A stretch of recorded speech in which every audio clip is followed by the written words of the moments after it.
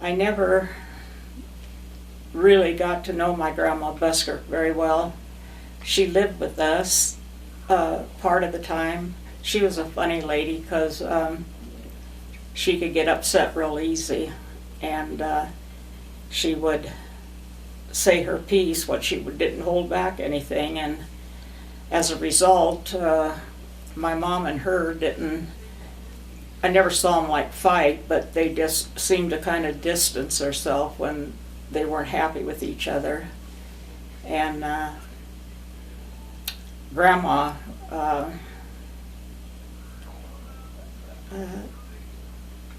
used to get riled sometime at Mom, and if my dad come in and seen this going on, he'd always say, well, come on, Floaty, let's go for a little walk. And so they'd walk around on the farm and until she cooled down, until Grandma Buskirk cooled down. My Grandma Buskirk, unbeknowing that most of her grandchildren knew that she smoked a pipe, she thought she hid it very well, but she didn't. My two brothers, Bob and Bill, they caught her one time. She always went out to the outside Johnny house, and she'd go in there and smoke her pipe for a little while, not realizing that the smoke was still on her. But anyway, we all know she did that. She also was very quick to show favoritism. If she got angry at Bob or Bill, whichever one she was angry at, she'd ask the other one, here is a quarter, go to the store and buy me some chocolate drops. And that was candy. It looked like candy you get in a box now, a little brown, and it had coconut in the middle of it. And so for whoever went to the store, whichever boy it was that went to the store, when they come back, she'd always give him one of those candies and said, this is for you going to the store for me. And then she lined all the other kids up, and she'd say, she called everybody Petty. I don't know what that means or why she did, but she'd say, this one's for you, Petty, and this one's for you. And she'd go around and give all of them, but the kid she was mad at.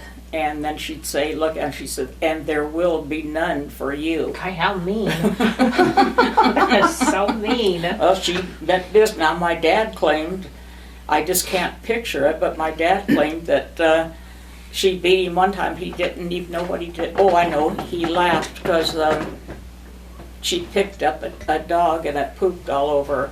And my dad couldn't help. It was so funny. He couldn't help but laugh. And that made Grandma mad because he laughed at her, and I guess she got a switch, and Dad said that she whipped him till the blood ran. And but you know, back in those days, I was talking to Debbie earlier, and back in those days, that's the way people disciplined their kids. They didn't have to do it very often, but when they did, it was, you know, very harsh, and they knew that they didn't want to go through that very often, so they behaved themselves most of the time, unless you have brothers. And but anyway, that's kind of about all I remember about my. What did she look like? Grandma Buskirk. She was kind of a tall, thin woman, big bone though, and she always wore a black dress. I don't know why. Maybe she just liked the color black, or maybe she was mourning. I don't know what it was, but she always had a black dress on.